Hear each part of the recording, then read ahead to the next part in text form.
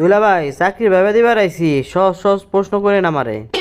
যদি কঠিন প্রশ্ন করেন আমি কিন্তু আপনার কাছে যাই বিচার দিমু। দুলা ভাই ওইটা বাড়িতে, অফিসে স্যার কয়ে ডাকবি। আমি আমার এই জীবনে কখনো চাকরির ভাইভাতে স্বজনপ্রীতি করি নাই আর সামনে করবো না। আমি আমার নীতিতে অটল। নিয়ম অনুযায়ী আমি তোমার এখন কিছু প্রশ্ন করবো। যদি উত্তর দিতে পারো তাহলে তুমি চাকরি পাইবা, না হইলে আমার আর কিছু করার নাই। আমিও এইটার শেষ দেখা সারমু। আপনি প্রশ্ন শুরু করেন। আচ্ছা আচ্ছা, শুরুতে বাংলাদেশের রাজধানীর নাম কি? মানে রাজধানীর নাম, রাজধানীর নাম, রাজধানীর নাম। আচ্ছা আমি সহজ করে দেই, প্রথম অক্ষর ঢ দিয়া শুরু।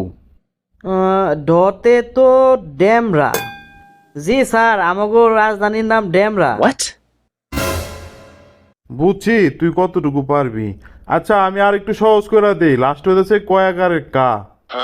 ঢ দিয়া শুরু আর লাস্ট হতেছে কয়াকারের কা। ঢাকা। স্যার আমাকে বাংলাদেশের রাজনীতি হচ্ছে ঢাকা।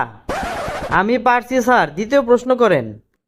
হ্যাঁ, উত্তরটা একবারে বরাবর হইছে। আচ্ছা এবার বাংলাদেশে কয়টা জেলা? বাংলাদেশে কয়টা জেলা, কয়টা জেলা? ছোটবেলায় মনের পিঠা খাওয়ায় না, এর লেগে মনে আসে না। আমগো এত বড় একটা দেশ, জেলা তো 30-35টার কম হইব না। এত সহজ একটা প্রশ্নের উত্তর তাও তুই দিতে পারলি না। আবার তুই নাকি আইসো সেখানে চাকরির ব্যাপার দিতে। বাংলাদেশের মোট জেলা হইতাছে প্রথমে 6, তারপরে হলো 4। এখন তুই মিলে ক। 6 আর হলো 4, যোগ করলে হইব 10। তাইলে স্যার আমাকে বাংলাদেশের মোট হতেছে 10টা জেলা। তুমি শালা যে কিরম পড়াশোনা করছো এটা তো আমি কইতে পারতেছি না। আচ্ছা যাই হোক, 60-এর লগে 4 যোগ করলে কত হয় ক? ওরে স্যার, এতক্ষণে মনে পড়ছে, আমাকে বাংলাদেশ হইতেছে 64টা জেলা। দেন স্যার, এবার পরের প্রশ্নটা করেন। বর্তমানে বাংলাদেশে মোট কয়টা বিভাগ? স্যার এটা তো একদমই সহজ প্রশ্ন। বাংলাদেশে স্যার মোট 6টা বিভাগ। আমি নিজে পড়ছি স্যার ছোট থাকতে। এটা তো আরো 15-20 বছর আগে আসলো 6টা বিভাগ, বর্তমানে কয়টা ওইটা ক। আপনি আমার নিজের পরিবারের মানুষ, একটু স্যাক্রিফাইস করলে আমার চাকরিটা হয়ে যায়। আপনি এত কঠিন কঠিন প্রশ্ন করেন কিসের জন্যে?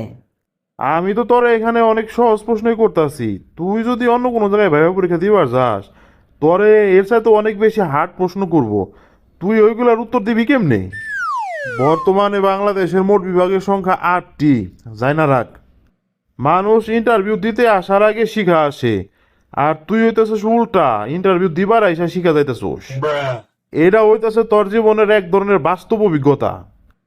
আচ্ছা কত বাংলাদেশের সবচেয়ে বড় জেলা আর ছোট জেলা কোনটা? এর আগে আপনি এত সহজ সহজ প্রশ্ন করছেন, ওইগুলার উত্তরই আমি দিবার পারি নাই। আর এখন যে প্রশ্ন করছেন এটার উত্তর তো দূরের কথা, প্রশ্নই কোনোদিন মাথায় আসে নাই। আচ্ছা শোন, বাংলাদেশের সবচেয়ে বড় জেলা হইতেছে পার্বত্য জেলা রাঙামাটি, আর সবচেয়ে ছোট জেলা হইতেছে মেহেরপুর। আচ্ছা এবার নোয়াখালীর ভিতরে বিখ্যাত 2টা দ্বীপের নাম ক। স্যার এই দিক দিয়ে আপনি আমারে আটকাইতে পারবেন না। ঠিক মতো পড়াশোনা না করলে কি হইব, ঘোরাঘুরিতে আমি আসলাম এক্সপার্ট। নোয়াখালীর মধ্যে 2টা বিখ্যাত দ্বীপের মধ্যে একটা হইতেছে নিঝুম দ্বীপ আর একটা হইতেছে স্বর্ণদ্বীপ। বাংলাদেশের মুক্তিযুদ্ধের 7 জন বীরশ্রেষ্ঠর মধ্যে একজনের বাড়ি হইতেছে নোয়াখালী। কত ওই বীরশ্রেষ্ঠর নাম কি?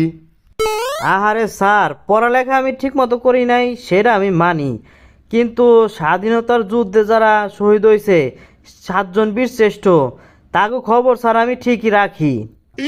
নোয়াখালীর ওই বীরশ্রেষ্ঠর নাম হইতেছে রুহুল আমিন। আচ্ছা আচ্ছা ঠিক আছে, পারছোস। আচ্ছা এবার বাংলাদেশের প্রথম নারী স্পিকারের নাম কি? ওরে স্যার, উনিও তো হইতাছে ওই নোয়াখালীরই মানুষ। ওনার নাম হইতাছে ডক্টর শিরিন শারমিন চৌধুরী। আচ্ছা এবার বাংলাদেশের একমাত্র সামুদ্রিক প্রবাল দ্বীপ কোনটি? এটা হইব সেন্ট মার্টিন। স্যার আগে আমি আপনারে কইছি না আমি ঘোড়াগাড়িতে এক্সপার্ট, এটা স্যার আমি আগে থেকেই জানি। এবার বাংলাদেশের সবচেয়ে বড় সেতু কোনটি? এরাও তো অনেক সহজ। এরা হইতাছে আমাকে বাংলাদেশের পদ্মা সেতু। এটা না কয়দিন আগে উদ্বোধন হয়েছে। এবার বাংলাদেশের সবচেয়ে বড় মধ্যযুগীয় মসজিদ কোনটি? এইটা তো আর পারতাছি না। তাহলে আর কই ঘুরছস তুই? বাংলাদেশের বাগেরহাটের 60 গম্বুজ মসজিদ হতেছে মধ্যযুগীয় সবচাইতে বড় মসজিদ। এবারে লাস্ট একটা উত্তর দে, বাংলাদেশের সবচাইতে বড় নদী কোনটি? স্যার বাংলাদেশের সবচেয়ে বড় নদী হইতেছে মেঘনা, আর এর আয়তন হইতেছে 330 কিলোমিটার। মোটামুটি গুছায় মুছায় কয়েকটা উত্তর দিবার পারছোস। তোর চাকরি আমি বিশেষ বিবেচনায় রাখলাম। প্রিয় বন্ধুরা, আপনারা লাইক, কমেন্ট ও শেয়ার করে আমাদের পাশে থাকুন। আপনাদের একটি লাইক ও কমেন্ট আমাদের নতুন ভিডিও বানাতে অনেক উৎসাহ যোগায়।